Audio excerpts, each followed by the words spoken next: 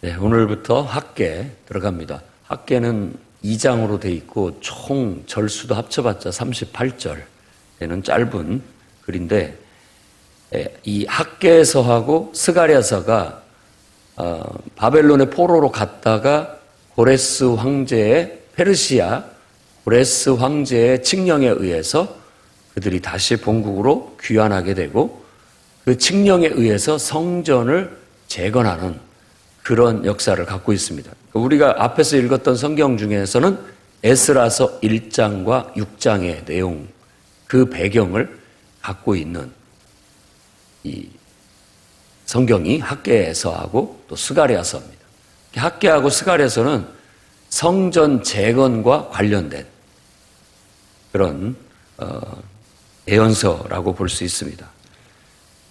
이 학계서는 쭉 읽어보면 이제 다리오 왕 2년, 그리고 여섯째 달 첫 초하루라고 하니까 6월 1일, 그러니까 다리오가 왕이 된 지 2년, 그리고 6월 1일 날, 그리고 나중에 보면 9월 24일까지 이야기가 이렇게 쭉 펼쳐져 있어요.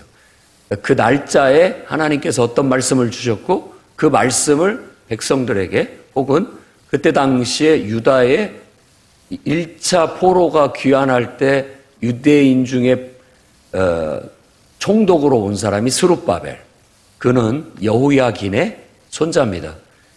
여호야긴이 바벨론의 포로로 끌려가서 왕이 됐다가 2개월 만에 포로로 끌려갔던 그 왕이 여호야긴인데, 나중에 이제 그가 이렇게 왕 대접을 받고 그의 손자가 바로 이 스룹바벨인 것으로 나타납니다. 그리고 그 시대의 대제사장이 여호수아였어요. 그래서 이 두 사람의 하나의 지도자들이 이 포로로 끌려갔던 유대인들을 이끌고 하나님의 사명을 받아서 다시 예루살렘을 재건하기 위해서, 하나님을 예배하는 성전을 재건하기 위해서 그들이 오게 된 겁니다. 그런데 고레스 왕의 칙령을 받고 와서 이제 1년 동안은 그냥 황폐화된 예루살렘에 와가지고 다시 거기에서 삶의 터전을 잡기 위해서 보냈습니다. 1년 동안을 와가지고 어떻게든지 살 궁리를 해야 될 거 아닙니까? 황폐해진 되기 때문에 집도 마련을 해야 되고, 또 거기서 농사도 쳐야 되고, 여러 가지 복잡한 문제들이 많이 있었습니다. 그리고 나서 이제 성전 기초를 놓게 되는데, 많은 사람들이 성전 기초를 놓고 통곡하며 울었어요. 옛날에 그 솔로몬 왕이 세웠던 성전을 떠올리면서 어쩌다가 이런 상황이 됐는지, 또 감기가 무량해서죠. 다시 돌아와서 무너진 성전을 다시 짓는 그들의 심정은 아마 감회가 그냥 정났을 겁니다. 통곡하고 눈물을 지으면서 터를 놨는데, 봉사가 한 1년 남짓 성전 터 잡고 더 이상 진척이 못 돼요. 왜냐하면 오랜 기간, 이제 이게 한 50년 이상, 그러니까 에레미야가 70년 후에 다시 회복돼서 돌아올 거라고 했지만은, 나라가 딱 망한 게 586년인데 지금은 536년 정도 될 때예요. 다리오 왕 2년이. 고레스가 황제가 돼서 칙령을 발표한 때가. 그러니까 그때쯤 이렇게 돌아오게 됐으니까, 따지고 보면 나라가 망해서 최후에 포로로 끌려온 사람은 50년이지만 최초로 포로로 끌려간 사람으로 따져본다면 70년이 찬다. 이제 그렇게 보는 겁니다. 처음에 와서 포로로 끌고 가고, 또 중간에 또 포로로 끌고 가고, 또 나중에 또 포로로 끌고 가고, 한 3번 이상 포로로 끌려갔습니다. 이 포로가 귀환하는데도 한 3번 이상 포로로 귀환을 하는 겁니다. 이 첫 번째 포로 귀환자가 스룹바벨과 여호수아의 지도하에 오게 된 거예요. 그렇게 해가지고 왔는데, 와서 보니까는 황폐할 뿐만 아니라 거기서 살기가 막막할 뿐만 그런데도 어떻게든지 해보려고 했는데, 사마리아를 중심으로 해서 그 행정구역이 재편된 상태에서 거기에 기득권 세력들이 왜 다시 예루살렘을 재건하냐? 그거에 대한 반대. 예를 든다면 왜 세종의 신도시를 만든 행정수도를 왜 또 만들어가지고 돈을 낭비하고 혈세를 낭비하고 이런 짓을 하느냐? 아무튼 자기들이 중심 기득권 세력이 돼야 되는데 또 다른 도시가 세워진다라는 것은 그쪽으로 모든 것들이 다시 가버리기 때문에 자기들에게 손해가 끼쳐진다고 생각해서 그들은 아주 그냥 쌍수를 들고 반대를 한 거예요. 어떻게든지 못하도록. 그래서 그 막 방해를 계속하면서 기초만 놨지 더 이상 진척이 안 되고 있는 상태. 거기다가 이제 요즘으로 말하자면 소송을 걸어버린 거예요. 소송을. 왕한테 그래서 이 사람들 이렇게 짓게 두면 안 된다. 예루살렘은 대대로 항상 반역을 했던 도시다. 이렇게 했다가 나중에 왕을 반역하게 될 것이다. 그리고 이게 어떻게 된 거냐, 누구의 명에 의해서 된 거냐 확인해달라라고 했는데 그때쯤 됐을 때 지금 이 포로들이 귀환해서 정착을 해서 기초를 놨을 때 이미 그 칙령을 내렸던 고레스 황제는 죽고 없습니다. 죽고 없어요. 그리고 그 다음에 황제가 된 게 캄비세스라고 하는 황제인데 우리 성경에는 나오지 않는 그 캄비세스가 황제가 됐어요. 그러니까 이 사람들의 정치적인 복잡함 또 여러 가지 문제로 인해서 그 문제를 가지고 싸우는 것이 14년 동안 공사를 못하고 지지부지 되게 가게 되는 거예요. 그러니까 기초만 딱 닦아놓고 14년 동안 성전 공사는 이제 재개도 하지 못하고 그냥 남일이 돼버린 거예요. 그랬을 때 지금 학계 선지자를 통해서 하나님이 주신 말씀입니다. 14년 동안 지금 성전 재건이 전혀 진척이 되지 못하고 그냥 묻어두고 있는 상황 속에서 하나님께서 이제 새로운 또 황제 다리오가 왕이 돼서 2년째 됐을 때 이 다리오가 다니엘서도 나오고 여기도 이제 나오고 그러는데 다른 다리오입니다. 다른 다리오예요. 다니엘서에서 나오는 그 벨사살 왕을 죽이고 그 다음에 왕이 된 다리오 사자 굴 속에 들어갔다가 다니엘아 살아있느냐라고 외쳤던 그 왕은 다리오 왕입니다. 그러니까 그 왕은 메디아라고 하는 곳의 왕이에요. 근데 고레스랑 함께 같이 협력을 해서 바벨론을 무너뜨렸기 때문에 일시적으로 그쪽에 메디아 쪽에 왕이 다리오였다는 것을 알 수 있죠. 나중에는 이제 다 결국은 복속이 돼서 페르시아, 바사 제국으로 같이 흘러가게 되는 겁니다. 그래서 다리오는 그냥 그 속에 묻히게 되고 고레스 황제가 페르시아 제국의 초대 왕으로 세계를 통일한 왕으로 그렇게 얘기를 하는 겁니다. 그러니까 다리오는 어떤 왕이냐? 고레스, 함비세스, 그 다음에 세 번째 왕이 다리오 왕이에요. 그러니까 바사 제국에 또 다리오가 이름이 왕이 된 황제가 된 사람이 또 2명이 더 있어요. 그러니까 이 사람은 다리오 1세라고 하고 나중에 또 나온 사람은 다리오 2세라고 하고 그 다음에 또 나온 사람은 다리오 3세라고 그래요. 근데 성경에는 그냥 다리오라고 얘기하고 있기 때문에 그 사람이 그 사람인가. 근데 역사적인 연대로 보면 맞지가 않아요. 그걸 우리가 명심해야 됩니다. 이 다리오 왕은 우리가 그 페르시아 마라톤 전쟁, 페르시아하고 그리스의 전쟁에서 마라톤 전쟁 유명하죠. 그리스가 승리를 해가지고 다리오가 패배를 했고 그리스가 승리를 해가지고 그 승리의 소식을 알리기 위해서 그 먼 길을 그냥 달려가가지고 승리의 소식을 전하고 죽었던 그 마라톤 전투. 마라톤이라는 곳에서 그런 일들이 전쟁이 있었기 때문에 그렇습니다. 그걸로 유명한 사람이 이 다리오 황제입니다. 근데 이 다리오 황제가 유대인들에게 그 칙령을 계속 법적인 소송이 들어오고 상소가 올라오고 이렇게 했는데 자기 할아버지, 그러니까 칙령을 내린 것들을 살펴보게 해가지고 이거 분명히 성전을 재개하라고 허락했다. 맞다. 방해하지 마라. 라고 조서를 내려서 다시 성전을 재개하게 만들었던 왕이 다리오 왕입니다. 그러니까 유대인들에게 있어서는 뭐 나쁘지 않은 그런 왕이라고 볼 수 있죠. 그런 역사적인 배경 속에서 선지자 학개를 통하여 하나님의 말씀이 유다 총독인 스룹바벨과 대제사장인 여호수아에게 임하게 된 거예요. 그러니까 이 말씀은 학개라는 선지자를 통해서 누구에게 주어졌느냐?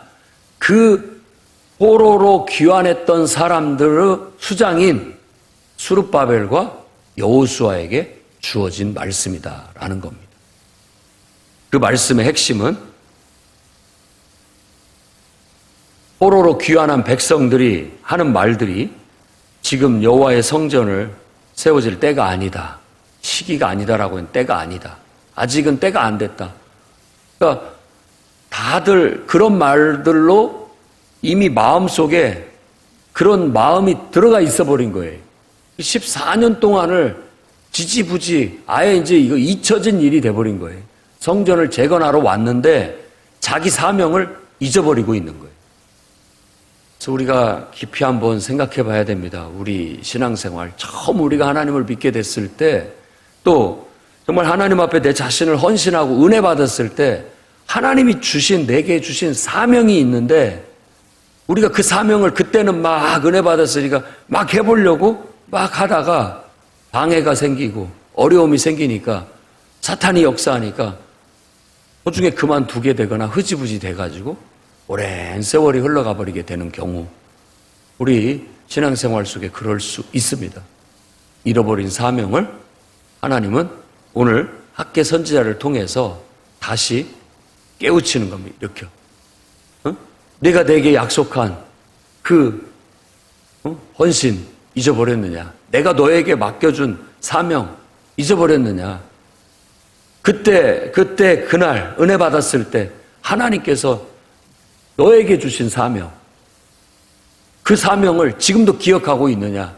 그리고 그 사명을 이루기 위해서 지금 달려가고 있느냐라는 그런 깨우침이 바로 학개를 통해서 주어지는 겁니다. 스룹바벨과 여호수아가 정말 적극적으로 활방으로 아마 노력을 계속했을 겁니다. 다시 재개할 수 있게 정치적으로 모든 면에서 노력을 했어요. 스가랴서를 보면 스룹바벨은 그런 정치적인 그 다툼 속에서 희생당해 죽습니다. 그의 죽음이 마치 고난받는 종의 모습과 같다고 해서 이사야서는 그의 인생에 어떤 의미를 두고 더 이상적으로 고난받는 종의 노래가 나타나게 되는 거예요. 그런데 그 모습이 마치 우리에게 정말 우리에게 하나님을 예배할 수 있는 참 성전이 되시려고 하시는 예수 그리스도의 새로운 에레미야나 에스겔이나 이사야가 외쳤던 예루살렘의 재건되질 정말 참성전, 하나님을 진정으로 예배드리를 그래서 온 세상이 그 사람들이 그리로 몰려들고 하는 그런 세계를 열기 위한 성전은 사람이 손으로 지은 성전이 아니라 예수 그리스도께서 십자가의 죽으심으로 그리고 다시 부활하심으로 세워진 성전이라고 그렇게 성경은 설명을 하고 그 뜻이 그 예언들이 성취됐다라고 얘기를 하는 거예요. 스룹바벨은 노력을 했습니다마는 그럼에도 불구하고 하나님은 다시 또 말씀을 주셔서 더 강하게 이 백성을 너희가 이끌어야 된다. 이 백성들의 마음속에 성전을 건축하려고 하는 마음이 지금 눈꼽만큼도 없다. 다시 그들의 마음속에 하나님의 전을 건축해야 된다라는 마음을 불어 넣어야 될 사명이 바로 이 지도자에게 있다라는 거예요. 스룹바벨과 대제사장 여호수아에게 그 이야기를 하는 겁니다. 이 두 지도자는 하나님 앞에 선 지도자들이요. 그들은 백성들의 말을 듣고 백성들을 대변하는 것이 아닙니다. 영적인 지도자는 하나님을 대변하는 거예요. 절대 사람들을 대변하지 않는 겁니다. 하나님을 대변하여 하나님의 말씀과 비전을 모든 사람들에게 선포하고 그들을 하나님의 비전을 성취할 수 있도록 끌고 가는 사람이 영적인 지도자는 거예요. 그렇지 않았던 육신적인 지도자의 대명사는 누구냐? 사울왕이에요. 사울왕. 하나님을 대변해서 하나님이 세웠고 하나님의 뜻을 받들어서 백성들을 이끌어야 되는데도 불구하고 그는 하나님 말씀보다도 백성들의 소리에 더 귀를 기울여 버렸어요. 그래서 하나님 앞에 그는 내게는 쓸모없는 지도자다. 결국 버림을 받고 다른 사람을 기름 부어 세우는 그런 불운을 겪게 된 것이죠. 우리가 하나님을 섬기는 것이지 사람을 섬기는 게 아닙니다. 절대 착각하면 안 됩니다. 하나님께서 우리를 지도자로 일꾼으로 불러주신 것은 하나님을 대변해서 하나님을 일을 하라고. 여러분들이 하나님을 대변하셔야 됩니다. 어디서든지 하나님을 대변해서 지도자로서 여러분들이 이끌어야 됩니다. 백성들을. 마치 하나님의 뜻을 가지고 하나님의 말씀을 가지고 그들에게 하나님 말씀을 전달하고 하나님 말씀이니 따르라 라고 요구할 수 있어야 돼요. 하나님 말씀으로. 그냥 인간적으로 잘해주고 인간적으로 친절하게 해주고 잘해주면 나를 따르는 게 아니에요. 그것은 그냥 지푸라기예요. 지푸라기. 지푸라기요, 나뭇가지요, 풀이에요. 그것으로 하나님의 성전은 지어질래야 지어질 수가 없습니다. 허접한 거예요. 아무것도 아닌 거예요. 우리의 인간의 생각, 우리의 노력이 지푸라기에 불과한 거예요. 우리가 하나님 앞에서 가져야 할 것은 금이나 은이나 보석 같은 정말 가치 있는 하나님을 통해서만 나와야 되는 거예요. 모세가 성막을 건축하라고 했을 때에도 마찬가지였고요. 모든 기물에 다 거룩한 기름을 발랐습니다. 올리브유와 향을 섞은 새롭게 제조돼서 그것은 반드시 성전에만 쓰일 수 있게끔 새롭게 제조된 관유를 가지고 모든 나무, 기물, 모든 것들을 그 기름으로 발라서 닦았어요. 그래야만 그것은 하나님 앞에 바쳐진 것이고 하나님의 전을 지을 수 있는 재료가 될 수 있었던 것입니다. 그렇지 않으면 쓸 수 없어요. 그건 지푸라기요. 세상적인 것으로는 안 됩니다. 반드시 하나님의 영으로 우리가 완전히 젖어들어서 하나님의 사람이 되고 하나님의 도구가 되어서 될 때에만 하나님 앞에 쓰여질 수 있는 일꾼이 될 수 있다라는 이 정신을 잊어서는 안 돼요. 여러분이 뭐 좀 뭘 잘한다고 해서 그걸로 하나님 앞에 드릴 수 있는 게 아닙니다. 그건 그냥 나를 드러내는 지푸라기에 불과한 거고 정말 하나님의 은혜를 받아서 성령의 감동을 받고 하나님 앞에 드려진 바 그저 하나님의 뜻대로 한다라는 것 때문에 우리가 하나님 앞에 올려지게 되고 하나님의 거룩한 일을 할 수 있게 되는 거고 하나님의 대변인이라는 명예를 얻을 수 있는 것이고 하나님의 말씀을 가르칠 수 있고 지도할 수 있는 지도자로 세워질 수 있는 거예요. 만약 그렇지 않으면 우리는 그냥 지금 세상 일을 하고 있는 것이고 하나님 앞에서는 아무 가치가 없다. 하나님 앞에 드려질 것이 없어요. 다 그것은 지푸라기 같은 것이기 때문에. 그러나 우리가 믿음으로 하게 된다면 그것은 정금과 같은 믿음, 정말 보석과 같은 값진 것으로 예루살렘은 우리가 지을 예루살렘은 다 그 보석으로 금이나 은이나 보석으로 지어진 것이지 세상 인위적인 것으로 지어진 게 하나도 없습니다. 인위적으로는 지어질 수가 없어요. 우리가 만일 정말 우리 마음의 예루살렘, 마음의 성전, 제가 이 예배당을 말하는 게 아닙니다. 성전을 짓는 데에는 믿음으로 지어야 되는 겁니다. 영적인 것으로 지어야지 인간적인 요소로 그거 되는 거 아닙니다. 여러분들의 정말 믿음을 하나님은 요구하고 있는 거예요. 그래서 학계 선지자를 통해서 다시 스룹바벨과 여호수아 지도자들을 일깨워서 백성들을 이끌어라고 가만히 있지 말고 가서 백성들을 이끌어라고 하나님의 말씀이 주어졌으니 가만히 있지 말고 백성들 마음속에 다시 하나님을 바라보게 하고 하나님을 위해서 성전을 지으려고 이곳에 온 사명을 일깨우게 하고 그들을 다시 일으켜서 이 공사를 시작할 수 있게 하라고 지도를 하게 되는 겁니다. 그러면서 하나님의 말씀을 전합니다. 이 성전이 지금 이렇게 황폐해져 있건을 너희가 판벽한 집에 거주하는 것이 옳으냐? 라고 책망하는 겁니다. 이건 책망이에요.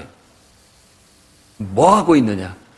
판벽한 집이라는 말은 이 판벽이라고 번역한 것은 지붕이 있다 이런 뜻입니다. 지붕 있는 집. 단순하게 단어는 그냥 그래도 지붕이 있는 집에서 산다라는 말인데 너희는 그래도 집다운 집에서 살고 있으면서 하나님의 성전이 아예 기초만 놓아지고 14년 동안 버려져 있는데도 누구 하나 지금 나서서 그것을 하려고 하지 않고 있는 이 모습이 하나님 앞에 옳으냐라고 책망하게 된 겁니다.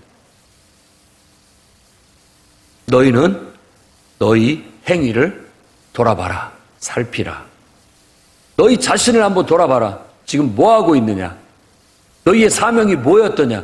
내가 너희를 이곳으로 이끌어온 이유가 뭐냐? 너희 사명이 뭐냐?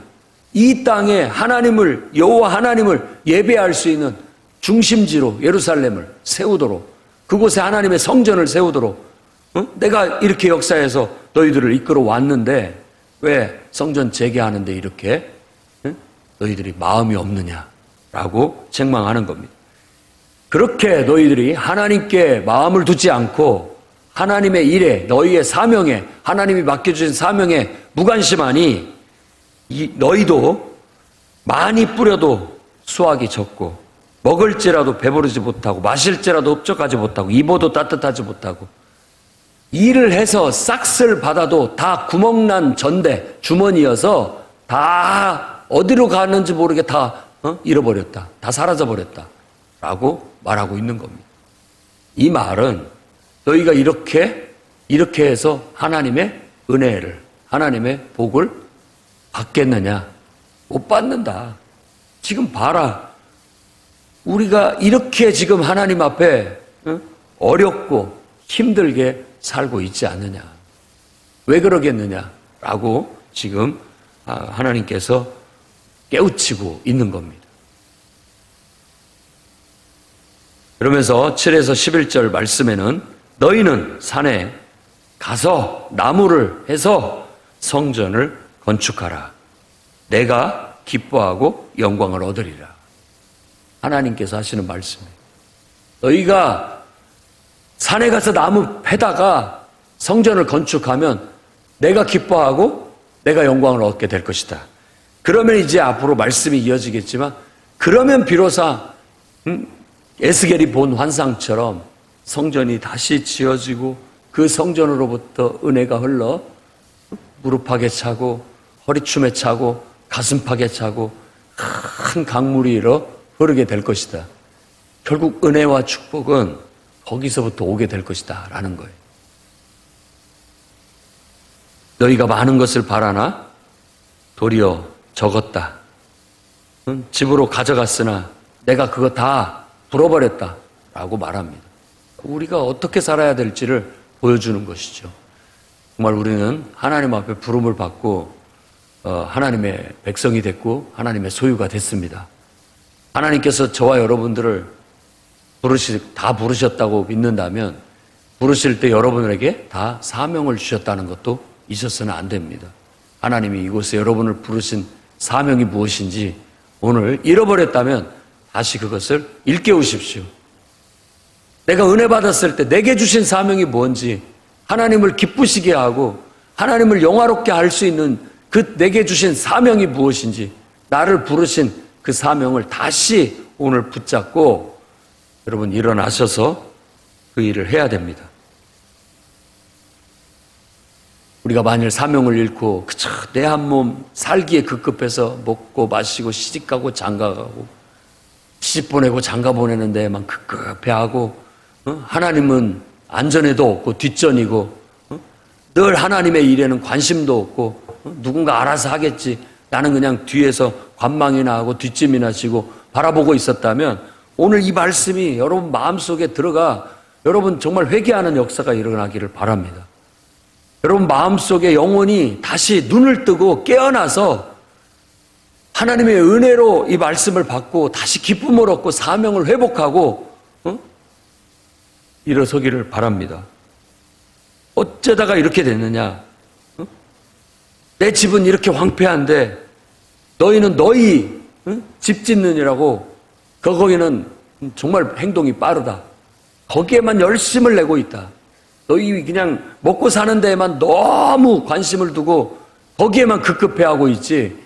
하나님의 나라가 어떻게 되는지, 하나님의 일이 어떻게 돌아가는지, 교회가 어떻게 돌아가는지 무관심하고 관심도 없고 이런 것들에 대해서 우리는 책망을 지금 하고 계시는 하나님의 음성을 들을 수 있어야 됩니다. 너희 때문에 하늘의 이슬이 그치고 땅의 산물들이 다 그쳤다. 만약 이게 무서운 말입니까? 우리가 하나님 앞에 우리의 사명을 다하지 못하게 되면 내려야 될 하나님의 은혜의 이슬이 그쳐버립니다. 내려야 될 우리에게 풍성한 삶의 수확물들이 어떤 하나님 얻어야 될 것들이 막혀버려서 생기지 않습니다. 우리가 아무리 인간적으로 육신적으로 욕심을 내서 움켜 모아도 하나님이 불어버리면 한순간에 사라지는 겁니다. 그러니 이 학계 선지자의 말씀은 사명을 잃어버리고 해야 할 일들을 하지 않고 있는 하나님의 백성들을 향한 책망이요. 그들이 하나님을 다시 중심에 두고 하나님의 일에, 하나님의 맡겨주신 사명에 좀 더 열심을 내라고, 더 적극적으로 마음을 다하고 뜻을 다하고 힘을 다해서 하나님의 일을 하라고 권면하는 말씀이라는 걸 아셔야 됩니다. 결국 아무리 노력해도 하나님께서 한재가 들게 하셨다고 했는데 한재는 가뭄을 말하는 겁니다. 가뭄. 농사를 지어도 수확이 없어요. 적절한 비를 내려주고 적절한 기후가 받쳐줘야 수확이 많은데 가뭄이 드니까 이거 뭐 그냥 혹시 알맹이도 차지도 않고 걷어들여도 수확량이 너무나 적어 채워지지 않는다라는 거죠. 분명히 우리가 이런 말씀들을 여러분을 향한 하나님의 폭력이라고 생각하지 마시고 영적 원리라고 생각하셔야 됩니다. 내가 하나님 앞에 하나님을 내 중심에 두고 하나님의 일을 먼저 앞세우면 하나님께서 이게 마치 내 그릇을 넓히는 것과 같고 내 하나님과 나 사이에 막힘이 없이 통로가 활짝 열려서 하나님의 은혜가 축복이 더 오는데 내가 막 욕심을 내서 하나님 무관심하고 세상적으로 움켜잡아서 뭔가를 얻으려고 하는 것보다 더 큰 은혜가 주어질 수 있다라는 믿음을 갖기를 바랍니다. 스룹바벨아 여호수아야 하나님의 말씀을 들어라. 백성들아 하나님의 목소리와 학계의 말을 들어라. 스룹바벨과 여호수아가 일어나서 이제 모든 백성을 설득하기 시작하는 겁니다. 하나님 말씀이 주어졌으니까 명령이 주어졌으니까 가서 하나님의 목소리를 들어야 된다. 하나님 말씀을 들어야 된다. 저 학계 선지자의 말을 들어야 된다. 그는 하나님의 사자다. 하나님의 사자다라는 분명한 말을 합니다. 여러분이 제 종의 설교를 사람의 소리로 들으면 안 됩니다. 뭐 인간적으로 여러분들한테 말할 것 같으면 저는 거짓 선지자일 뿐입니다. 하나님의 말씀을 말하는 것이고 여러분들은 하나님의 말씀으로 저분은 하나님이 보내신 사자, 심부름꾼이다. 심부름하는 거예요. 저는 심부름. 하나님의 심부름. 내 백성을 교회 성도들을 이렇게 가르쳐서 이런 일을 하게 해라. 아멘. 받고 나는 또 설교석상에서나 가르침을 통해서 여러분들한테 하나님의 말씀을 전달해주는 심부름꾼이 그게 하나님의 사자라는 뜻입니다. 사자는 심부름꾼이라는 뜻이에요. 또한 여러분들도 하나님의 말씀을 받았으면 여러분들도 이제 하나님의 사자가 되는 거예요. 심부름꾼이 되는 거예요. 나아가서 여러분들이 또 전달해야 할 사람들한테 가서 그 말을 또 있는 그대로 하나님 말씀을 들어야 된다. 하나님의 말씀이다. 하나님의 뜻이다. 하나님의 말씀이다. 주의 사자를 통해서, 하나님의 사자를 통해서 이 말이 전달되어졌고 나도 또한 너에게 전달한다. 같이 이 모든 말씀들이 회자돼서 다 모든 사람들 가슴 속에 한 사람도 빠짐없이 다 전달이 되어서 그 말을 듣고 모두가 한 마음으로 일어나서 함께 그 역사를 이루어야 되는 거예요.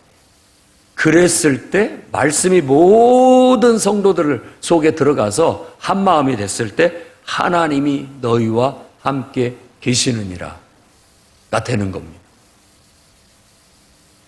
그런데 그 말씀을 귓전에도 안 듣고 들어도 잊어버리고 들어도 마음으로 화답하지 않고 함께하지 않는다면 하나님이 함께하시지 않는 것이죠.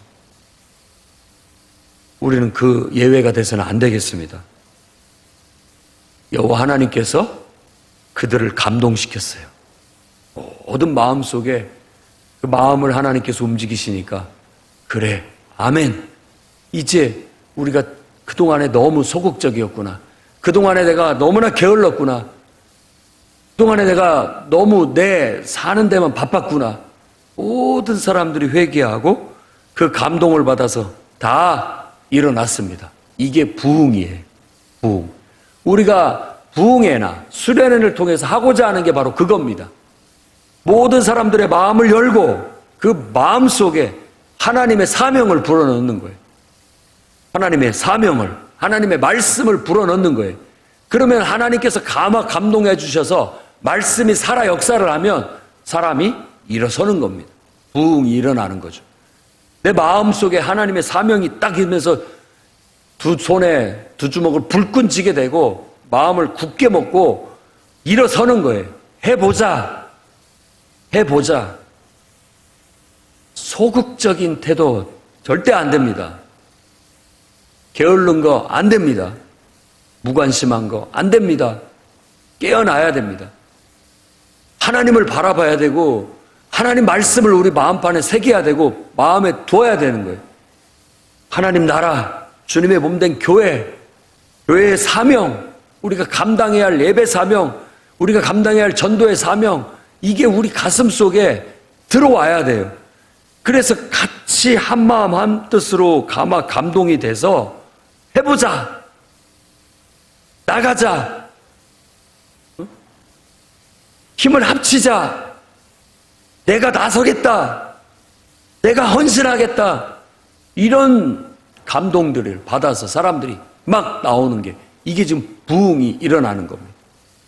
이번 부흥회를 통해서도 부흥의 역사가 있기를 소망합니다. 우리의 이 새벽 기도가 우리 안에 부흥을 일으키기를 소망합니다.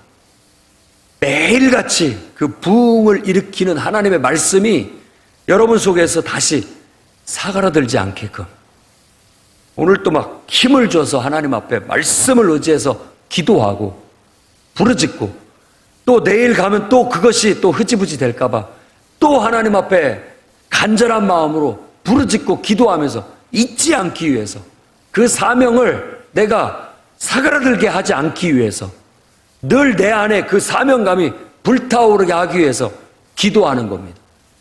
구하고 찾고 두드리며 나아가는 거예요. 왜?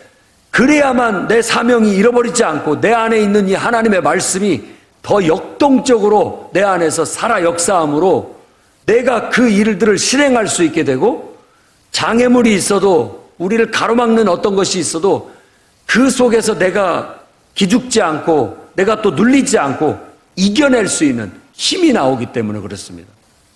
우리는 말씀으로 무장하고 기도로 싸우고 성취해 가는 거예요. 그게 우리가 해야 할 일인 거예요.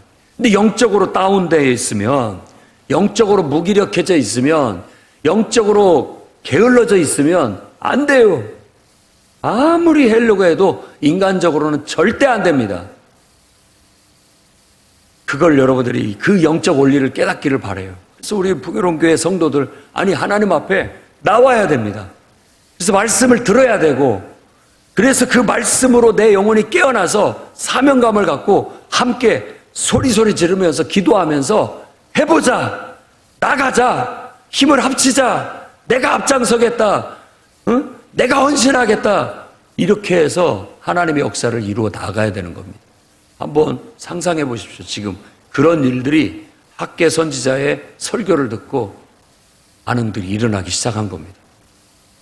하나님께서 역사하시니까 공사가 다시 재개되게 되었다라고, 다리오 왕 2년 6월 24일에 재개되게 됐다라고 말하고 있는 겁니다. 모든 영광 하나님께. 하나님이 하십니다. 우리는 그저 하나님 말씀을 붙잡고 해보자, 하나님 말씀대로 이루어보자, 이런 기도 드리면서 기도로서 막 내 마음을 부응시키는 겁니다. 해보자. 하나님이 하라고 했는데 말씀에 순종해서 해보자. 그래, 기도하라고 하니 기도해보자. 하나님 말씀대로 한번 해보자. 하나님이 도우신다. 하나님이 우리와 함께 하시니까 누가 우리를 막겠느냐. 그런 마음을 계속 우리를 일으켜야 됩니다. 말씀을 붙잡고 기도한다는 건 그런 거고, 그런 마음 자세로 우리가 적극적으로 부지런하여 열심을 붓고 마음을 다하고 뜻을 다하고 힘을 다해서 나아가면 일어납니다. 부흥이 일어나요. 여러분의 인생 달라집니다. 여러분의 꿈, 하나님이 주신 사명 이루어집니다. 이루어질 때까지 구하고 찾고 두드리면서 나아가십시오. 하나님이 역사하실 거예요. 변화 일어납니다. 구하고 찾고 두드리고, 하나님이 약속하셨다면, 하나님이 응답하셨다면 그 말씀을 붙잡고 나아가는 거예요. 내 기도만으로는 안 되면 계속 중보해 주십시오. 기도 부탁하면, 한 사람이라도 기도하면요, 눈꽃만큼의 힘만 더해져도 해결될 수 있는 일이 있어요. 누군가가 조금만 이렇게 뒤에서 밀어줘도 확 뚫려버리는 경우가 있다고요. 서로 기도 부탁하고 함께 기도해주고, 누구든지 여러분이 인생을 오늘 또 살면서 마음속에 누가 떠오른다? 아, 하나님께서 그 영혼을 위해서 기도하라고 하는가 보다. 바로 그 순간 나중에 한다라는 생각도 하지 마시고 그 즉시 하나님 앞에 기도하십시오. 그때 그 기도가 필요한 겁니다. 그때 그 중보가 필요한 거예요. 그 힘을 힘입어서 그 영혼은 영적 싸움에서 승리할 수 있습니다. 일어날 수 있는 거예요. 간당간당하고 있는데 여기서 조금만 살짝 밀어주면 그냥 넘어가는 거예요. 그런 영적인 싸움의 능력, 원리들을 우리가 이해하고 오늘 말씀을 통해서 정말 하나님의 목소리를 듣고 하나님 말씀을 듣고 주의 종, 주의 사자, 심부름꾼을 통해서 주어진 하나님 말씀을 듣고 여러분들도 감동을 받아 일어나서 나아가는 그런 축복된 성도들이 되시기를 주의 이름으로 축원합니다. 기도하겠습니다. 거룩하신 주님, 우리의 게으름과 나태함과 무관심 하나님 앞에 회개하고 자복합니다. 용서해 주옵소서. 마음을 다하지 못했고 더 뜻을 다하지 못했고 온 힘을 다하지 못했습니다.